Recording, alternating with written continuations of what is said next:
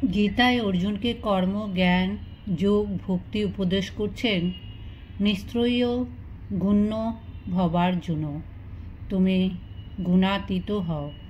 তস্মাৎ যোগী ভবার্জুন, তুমি যোগী হও। মনমনা ভব মদ ভক্ত হও, আমার ভক্ত হও, আমাতে মন সমাহিত করো।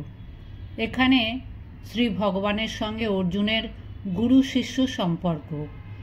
ভক্ত যে ভগবানের বড় প্রিয়, ভক্তের কাছে তিনি নিজেকে উজাড় করে দেন। তাই তো গীতার শেষে শ্রীকৃষ্ণ প্রাণের সার কথা কটি তাঁর প্রিয় ভক্ত অর্জুনকে অযাচিতভাবে শোনাচ্ছেন। অর্জুনকে উপলক্ষ করে সমস্ত জগৎবাসীকে শোনাচ্ছেন। জীব কল্যাণের জন্য শত প্রবৃত্ত হয়ে বলছেন এবং বলছেন অতি গুহ্য রহস্য, প্রফাউন্ড সিক্রেটস। ভগবান কোথায় রয়েছেন আর কেমন করে তাকে পাওয়া যাবে সে কথাই বলে দিচ্ছেন।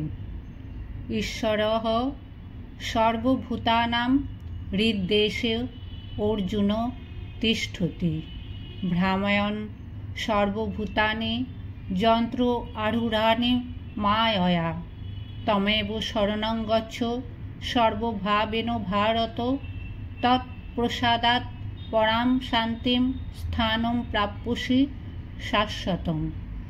ভগবান পণ্ডিত, মূর্খ, জ্ঞানী, ভক্ত সর্বজীবের হৃদয়ে রয়েছেন। একান্তভাবে তাঁর শরণাগত হলেই পরা শান্তি আসবে। উপনিষদ বলছেন তৎ সৃष्ट्वा তদ এবানুপ্রাবিশৎ, তিনি জগৎ সৃষ্টি করে তার ভেতর প্রবেশ করলেন। তিনি সর্বজীবের অন্তরে বিরাজ করছেন। আর আমরা করছি কি? হৃদয় মন্দিরের দরজা বন্ধ করে রেখে ক্রমাগত বাইরে ছুটছি, পাগলের মতো বিষয়ের পেছনে ছুটছি শান্তির আশায়।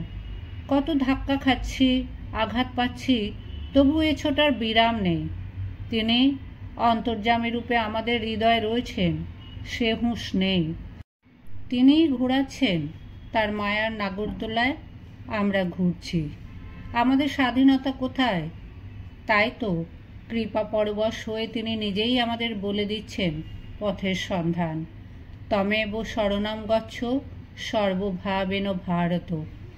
ভাবের ঘরে চুরি না করে মন মুখ এক করে তাঁর শরণাগত হতে পারলে তবে তাঁর কৃপার পরা শান্তি ও সদ্গতি লাভ হয়। বাইরের খেলা শেষ করে ভেতরে প্রবেশ করতে পারলে তখন শান্তি। মন মুখ এক করাই হবে আমাদের সত্যকার সাধন। ভালোবাসা ও ভক্তির ভেতর দিয়ে তাকে আপনার করে নিতে হবে। এখন এককে বাদ দিয়ে আমরা কেবল শূন্য বসিয়ে যাচ্ছি, তাকে ছেড়ে আর সব কিছুই আঁকড়ে ধরছি। মীরার জীবন দেখো, তিনি অনিত্য রাজভোগ সংসার সুখ ছেড়ে আসল সত্য বস্তু ধরলেন। এইটি সাধন সাপেক্ষ, বাইরে ছোটাছুটি নয়, অন্তরে প্রবেশ করাই সাধনা। আসল দেবালয় হচ্ছে হৃদয়, সেখানে প্রবেশ করে তাঁর চরণে শপথ নিতে হবে। দুটো জিনিস আছে, পুরস্কার আর দৈব, আমাদের নিজ নিজ চেষ্টা এবং তাঁর কৃপা। দৈব অনুকূল না হলে চেষ্টা ফলবতী হইবে না। পুরস্কার সম্বল করে আমাদের চলতে হবে, তবে তো কৃপা হবে। তিনি আমাদের জন্য কত ভাবছেন, আর আমরা তার দিক থেকে মুখ ফিরিয়ে সংসারে ডুবে রয়েছি। সংসারেও কি পাচ্ছি কিছু? অনেক বছর পূর্বে একটা কথা মনে পড়ছে। একজন মহারানী বেলুড় মঠে এলেন। মন্দিরে ঠাকুরকে দর্শন করে তিনি একজন পুরনো সাধুর সঙ্গে কথা বলতে চাইলেন। তাকে আমার কাছে নিয়ে এলো।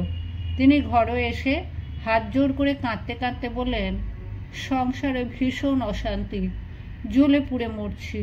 মহারাজ, আপনি আমায় বলে দিন কিভাবে শান্তি লাভ হবে। তার অবস্থা দেখে আমারও চোখে জল এলো। ভাবলুম, এই তো ভোগের পরিণাম। সংসারে মানুষ ভোগের জন্য এত লালায়িত, এরই ভেতরে তারা শান্তি খুঁজছে। মহারানী একটু স্থির হলে আমি বললুম, শান্তির উপায় আছে মা, তুমি কি তা পারবে? প্রাসাদের ভোগ ঐশ্বর্যের মধ্যে থেকে তা তো হবে না, ও তোমাকে ছাড়তে হবে। তাকে ঠাকুরের কিছু উপদেশ শুনিয়ে বললুম, মনটিকে বিষয় থেকে তুলে নিয়ে তাকে দিতে হবে, তাকে ভালোবাসতে হবে, আপনার করে নিতে হবে।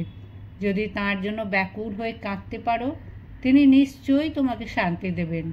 এছাড়া শান্তির আর তো কোনো উপায় নেই মা। ঠাকুর বলতেন, উট কাঁটা ঘাস বড় ভালোবাসে, যত খায় মুখ দিয়ে দরদর করে রক্ত পড়ে, তবু ছাড়বে না। সংসারী মানুষ এত শোক তাপ পায়, তবু মনে করে ভোগের মধ্যে আনন্দ ও শান্তি পাবে, কিন্তু তা হয় না। মামেকম শরণম ব্রজ, তাঁর শরণ নিতে হবে। কেউ কেউ ভাবে আগে শুদ্ধচিত্ত হয়ে নি, তারপর তাকে ডাকবো। এরকম ভাবলে আর ডাকা হয় না।